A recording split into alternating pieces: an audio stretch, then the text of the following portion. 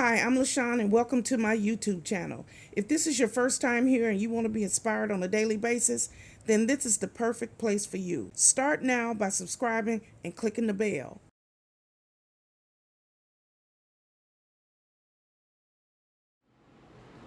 Hello. It's me, LaShawn, and welcome back to my YouTube channel. I'm so glad you decided to join me here once again. It's going to be a beautiful day because your day will be how you make it. If you wake up and start off in a positive attitude, that's the way your day is going to be. Okay, so if you're new here, I tell you just a little bit about myself to start off my videos. I am LaShawn. I am the divorced mother of 3 adult children, 2 boys and a girl. Their ages are 22, 24, and 30. So as you can see, I'm an empty nester.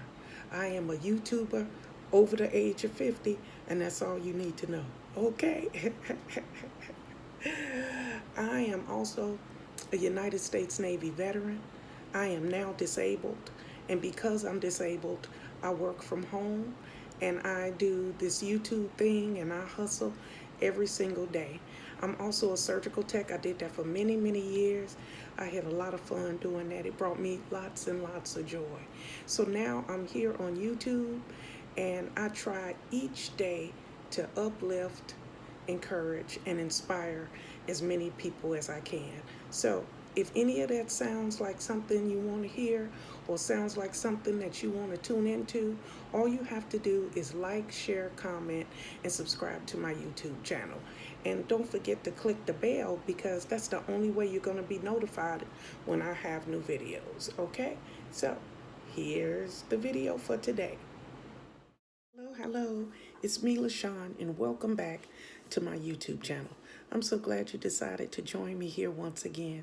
It's beautiful here in Jacksonville, Florida, and it can be beautiful where you are. It's how you get up in the morning, how your day is going to be. So be happy, be joyful, okay? Now, let's get into today's video. I'm pretty excited. I am talking about the Jacksonville Housing Authority, low income, public housing, subsidized housing. Here in the Jacksonville area, a lot of people ask me about my apartment. How did I get my apartment? The steps it took to get the apartment. You know, questions like that. And that's a whole bunch of questions. So I just figured I'd do a video. It's easier this way. But you have to remember, I'm in Jacksonville, Florida. The rules and all the procedures here in Jacksonville, Florida won't be the same for Orlando, Tampa, Tallahassee, Indiana, wherever you at. So you have to still do the research, and you're still going to have to do the paperwork and those type of things. But I figured the best video to do is to do a video about the documents and all the paperwork that you'll need. So this video is not how to apply for low income or subsidized housing. It's simply the forms that you'll eventually need. So get them ready now before you even apply. How about that? Okay, let's get started. Maybe if you're watching this video, you live in Jacksonville, Florida. And if you do, the best thing to do is to go to their website. Their website is jaxha.org. That's JAXHA.org. O-R-G. Click on there to tell you all the little communities that they have here in Jacksonville and the whole process. That's if you're here in Jacksonville, Florida, and they serve the city of Jacksonville and all of Duval County. Okay, let's get straight into the video.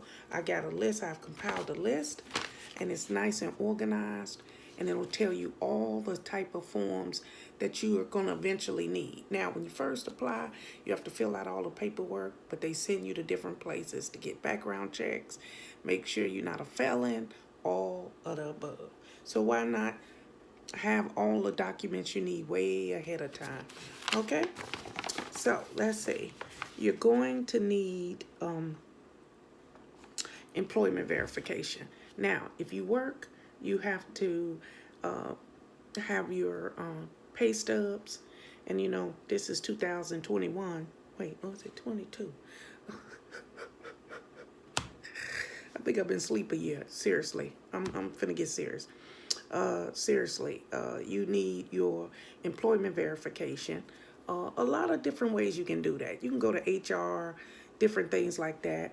Some people have all that information on their phone because they can access it, and that type of thing. But you need employment verification. Next, you're going to need a cash contribution affidavit. Now that is a form I know about because I had to fill one out for my daughter, and it has to be notarized. That's when you have a family member that gives you money or set up allotment for you or give you gifts of money, that type of thing.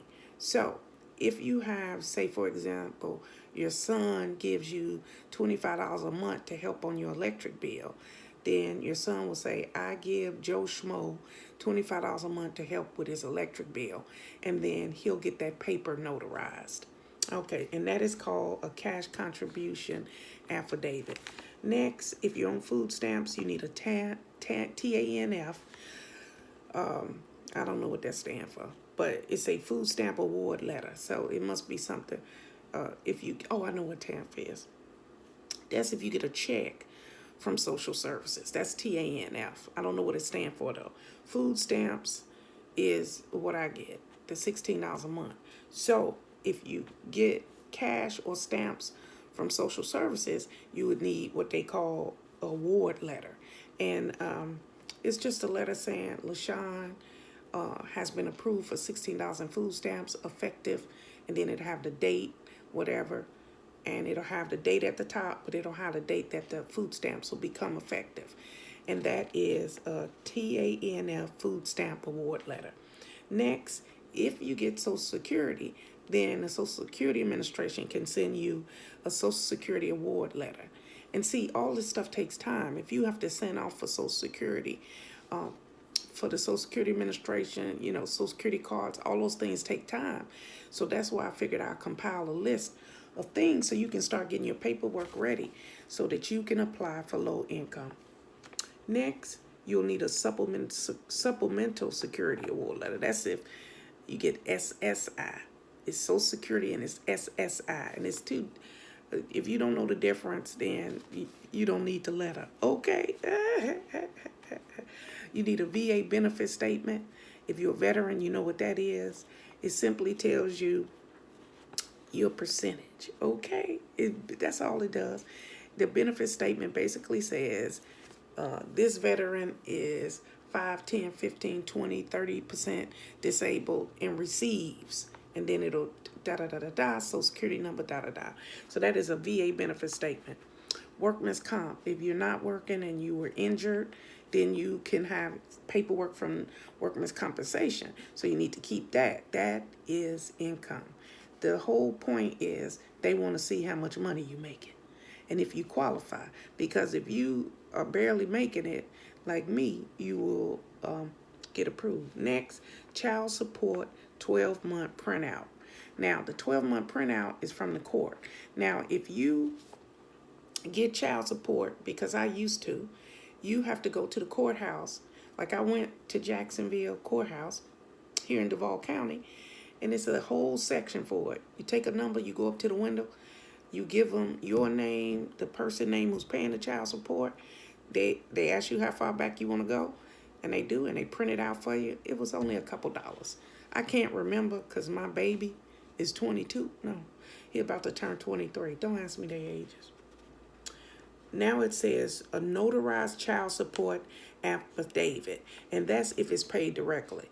Now listen, if you have somebody that pays you child support and they give you $500 this month, next month they give you $350, the third month they give you $200, the fourth month is back to $500 because they are not in a regular job with a regular paycheck, that their income fluctuates, then a lot of people get their child support paid directly. Now, I don't know how your circumstance is, but if you do, you have to have an affidavit notarized child support. That means if the wife, husband, significant other, baby daddy, I don't know the words. All you got to do is go to the bank, the bank will do you write out the declaration, and then they'll notarize it and stamp it for you saying, I pay X amount of dollars for child support. That's it. Next, paycheck stubs, 6 to 9 most recent and consecutive pay stubs. Now that's different than employment verification. Employment verification is human resources saying LaShawn Campbell works here. That's verifying you work for a specific company. Down here they're saying paycheck stubs, and that is your actual stub that comes off the bottom of your check, if that's the way you get it. Most people get direct deposit, but it's the same concept. You still can get a printout, so you need a printout of that. Child care verification form. Now, if you're applying for low income and you have little children, then you are paying child support somewhere. So that's part of your budget. If you get X amount of dollars a month, but you're spending a whole bunch on child care, that'll actually help you. So you have to have a child care verification form. You just go to wherever your children are, and they'll say, LaShawn Campbell pays X amount of dollars weekly for child care for children, and then it'll say for child number X and for child number Y, or it'll say monthly, however way they want it. Now, if you're unemployed and get unemployment, you need an unemployment income printout. It's just what it says. You just got to get them to print it out, the unemployment office. That's it. Next, whole life insurance cash value statement. Now, you only need this. It depends if you got term or whole life and that type of thing. A lot of people got retirements in place and things like that, and have a life insurance policy where they can borrow money on it. And if they do, then you will have to get some type of letter from your insurance company. And like I said, I'm telling you all these things because eventually you'll need them. You apply, and then they'll say, oh, you need to bring in this and this. Then you'll come back again and they'll say, well, you have to go to the sheriff's office to make sure you're not a felon. So it's a process, and they don't need everything up front. But eventually, they're going to need all this stuff. So that's why I say, if you're going to apply, I applied, and I just start getting my stuff ready. I just start requesting stuff that I needed. Next, real estate assets.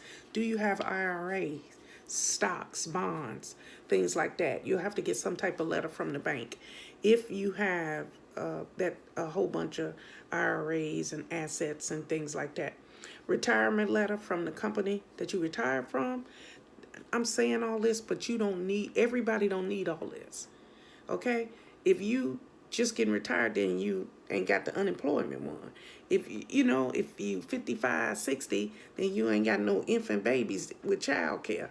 It's just you don't need everything on here. But this is the whole list of things. So you just get on here with what you need. Now, retirement letter, we did that one. Out-of-pocket medical expenses for the last 12 months. And that's because everybody don't have medical insurance. Everybody does not have medical insurance. And if you paying for insurance, also if you're paying deductibles, you can have medical insurance and still have to pay. For example, you go to the doctor, and then the lady at the desk, the receptionist, says, oh, Miss Campbell, you have a $45 deductible. Well, that's part of your medical expenses. Miss Campbell, you have to get an x-ray today, and your insurance only covers 50%. You have to pay $75.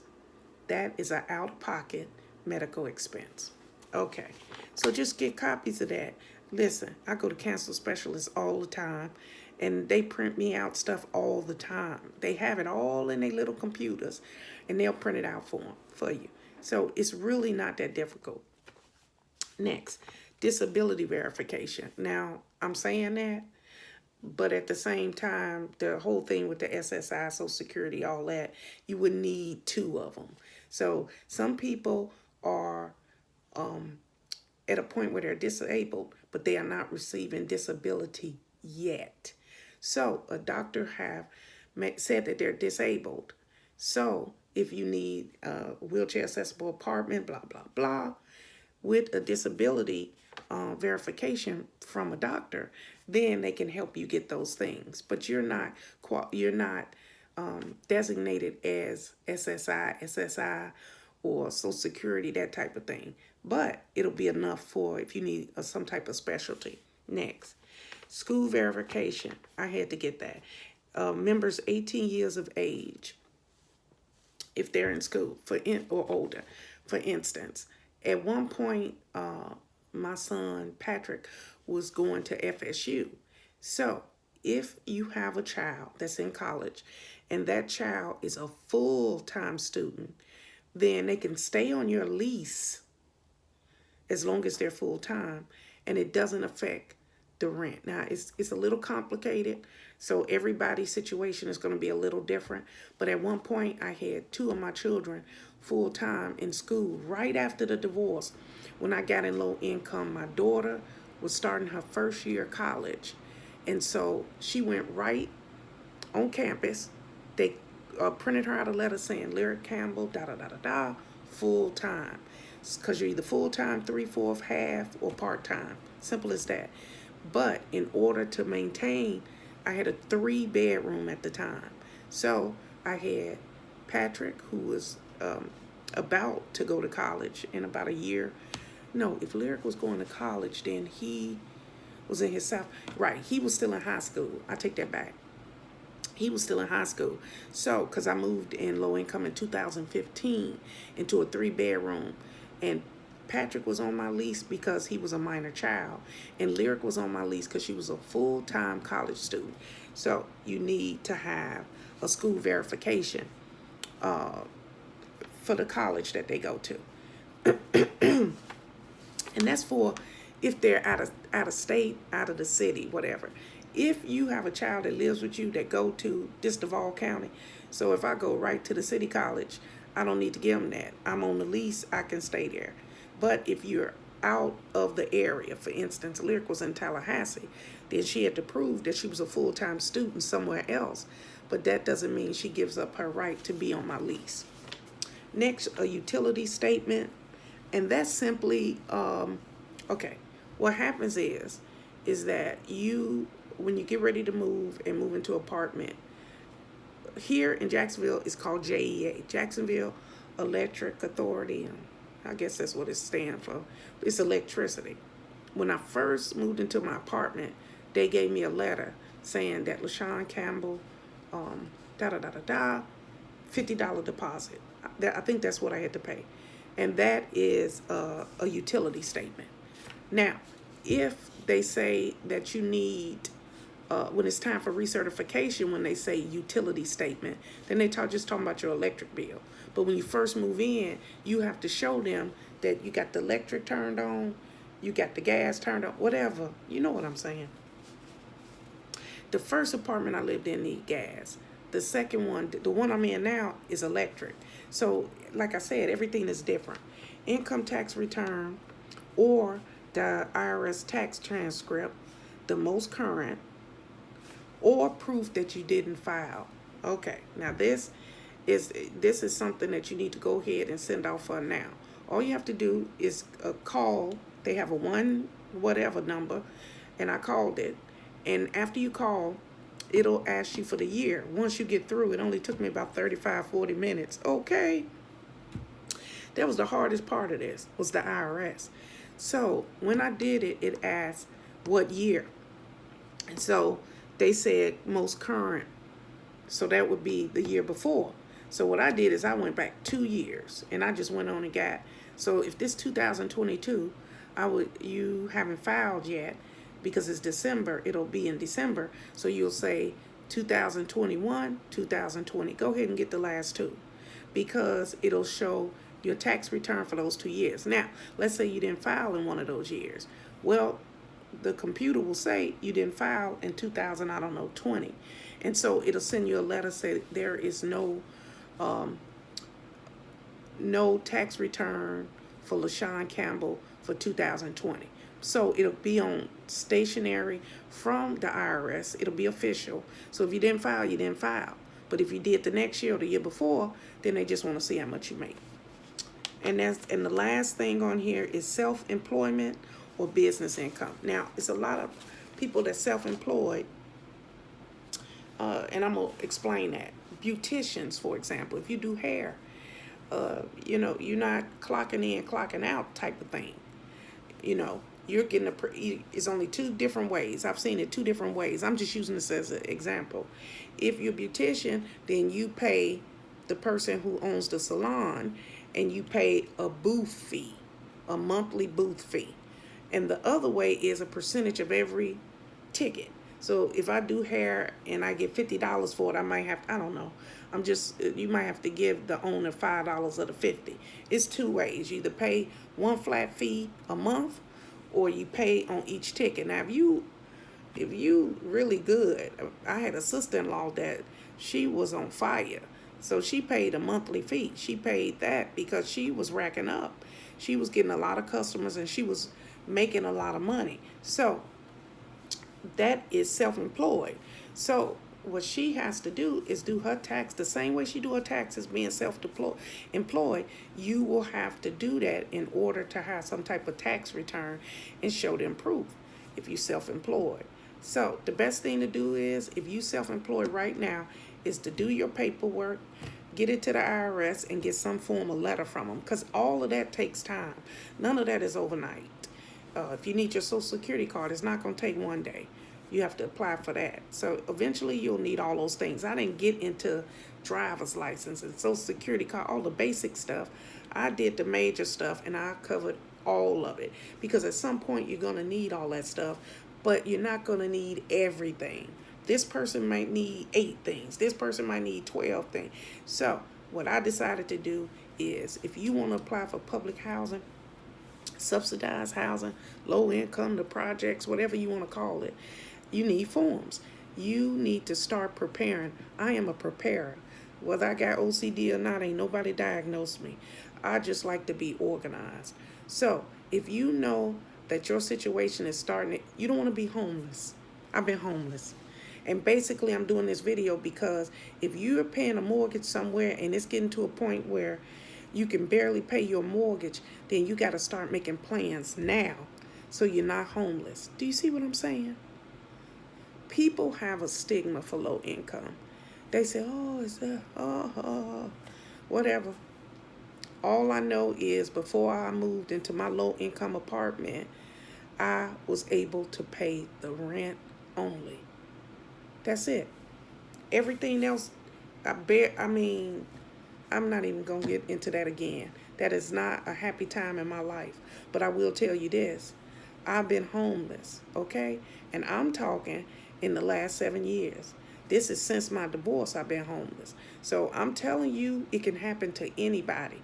You have to make provisions. If you're in a place that's getting to a point where you can barely afford to be there anymore, then it's time to start thinking ahead. Now, if you apply here in Jacksonville, right now today, because I checked, right now today for a 1-bedroom, it says 18-month waiting list. Now, they told me 18, 24 months when I applied. It didn't take me that long. It took me about 9 months. But I did everything I had to do. I got all my paperwork together. I got my child support paperwork together. I did everything. I sent off the paperwork for the VA, because all that takes time to come back to you. And then the next thing I did after that was, I knew I was going to have to pay a security deposit because my credit wasn't great, for the electric, for the cable, for the I was going to have to get the cable turned on, the gas. So I started putting $5 here, $10 there, putting money up because I knew it. And one day, this is a true story. Me and my daughter Lyric was headed toward, she hadn't left for school yet because I moved in August. We were heading to Kentucky Fried Chicken, okay, because she was in her senior year and she was getting out of school about 10:20, 10:30. And a couple days a week, we would find a venture to get into. So, here I go storytelling again. I'm finna wrap it up. So, we drive and my phone rings, and it's not, once you fill out the paperwork and they tell you, oh, you just got to wait till a unit is available, then you don't call up there no more. You don't bother them. You just a number. Your status is updated as it is. But a lot of people drop off that list. So you can go from being number 100 to number 50 in 2, 3 days, because a lot of people don't do all their paperwork, or people find something better, or they move, or they're not interested anymore. So every day that list changes. So be prepared. So anyway, so we drive and the phone rings, and it's the manager of the apartment complex I moved to. Because that's it. Once you're up on the list and your name comes up, they call and say, "Hi, Miss Campbell. This is, I don't know, Betty Jones. And I'm calling because we have a 3-bedroom apartment at whatever the complex name. And I need to know if you're interested. And if you are, to come by here, take a look at the facility, blah, blah, blah, and whatever." And she said, "Can you come in today?" And it was on Wednesday. I'll never forget. I told her, "No, I can't come in today. Can I come in Friday morning?" And she said, "Oh, sure. How about 9?" And I hung up the phone, went, ate my chicken with my daughter. And then I waited until Patrick got out of school that day. And my son, Elijah was here in Jacksonville. He wasn't staying with me. But he was here in Jacksonville, and he is hardcore, street smart, whatever word you want to put. And I ain't know nothing about the complex or nothing. I went online, and it just was a beautiful picture with manicured grass. Okay, don't believe it. You have to know. So I said, "We're going out there," before I tell her, yeah. And that was Wednesday. So all 3 of my kids loaded up the car. So this was about 5:36 in the evening, and we went, and the place was clean. It looked okay. Wasn't nobody hanging, slinging drugs, or nothing crazy. And I said, "Okay, I'm coming back first thing in the morning." And I did. I came back in the morning, and it was fine. This is Thursday morning. I came back, it was fine. It was a whole bunch of kids, because that particular place had 250 units. So I was just amazed at how many kids were at the bus stop and different things like that. So that threw me back a little bit, because I ain't had no little babies. My baby was in high school. So, but everything else was okay. But I had one more test.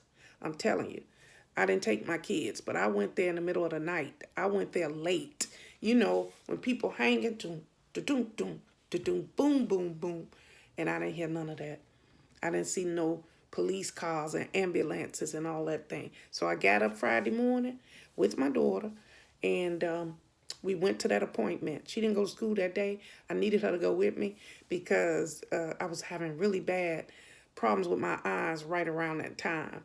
And so she was my vision, really. And we looked at the place, and it was full of roaches. Yes, yes. So I wasn't worried about it. I knew what I had to do. I didn't grow up with a silver spoon in my mouth. All you got to do is bum places. And if they infested, then it ain't going to work. But if it's not infested, you can bum a place up and down. It was 2-story. And I bummed that joker that whole weekend. She gave me the keys on Friday. I walked around and everything, and went to the store, went to Walmart. Me and Lyric went shopping. And I told her, she was like, remember, my kids was living in a house, okay, that got built from the ground up. They ain't know nothing about roaches, okay? I did. That's how I grew up. But when you have children, you want them to live better than you did. So the reality was, we needed a place to live. So I went to Walmart, got everything I needed, and I just fumigated that place. I mean, smoke detector, I had to open all the windows. It was so thick when I came back. But there was a whole bunch of dead roaches everywhere. So I swept them up, and then me and Lyric started cleaning. We bleach everywhere. We scrubbed that place. I never seen. She helped me tremendously. I didn't let the boys help. And then after that, I set off more bums. But when I came back, I saw maybe 5 roaches, because we got them. We got them. I had one on the steps, one upstairs, one in the hallway, one just for the bathroom. I wasn't playing. And when I moved in there, I didn't have no roach problem. I would see a roach and lose my mind. So, you can call them and tell them, "Can you come out?" Because they come out once a month, but they are on the premise every week. So you can have preconceived notions of what low income is, or you can clear your mind, open your mind, and prepare to do better. So why not, if you're struggling right now and you need low income, why not get all the things you need in order and in place, apply, and then just wait until it's time for you to move into your place. Okay, that's it. That's all I got for you today. And I hope that the information that I gave you today will help you to move forward from divorce, abuse, depression, whatever your situation is. Remember that, okay? So let's breathe in and breathe out and get our day started. You ready? Breathe in, breathe out.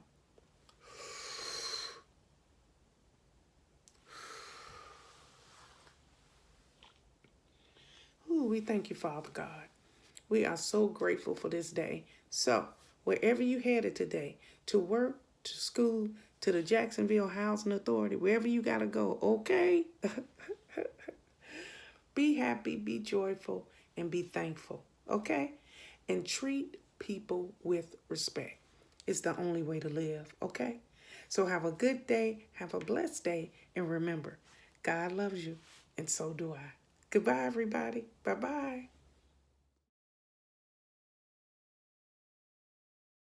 Thank you guys for watching today. Hope you enjoyed today's video.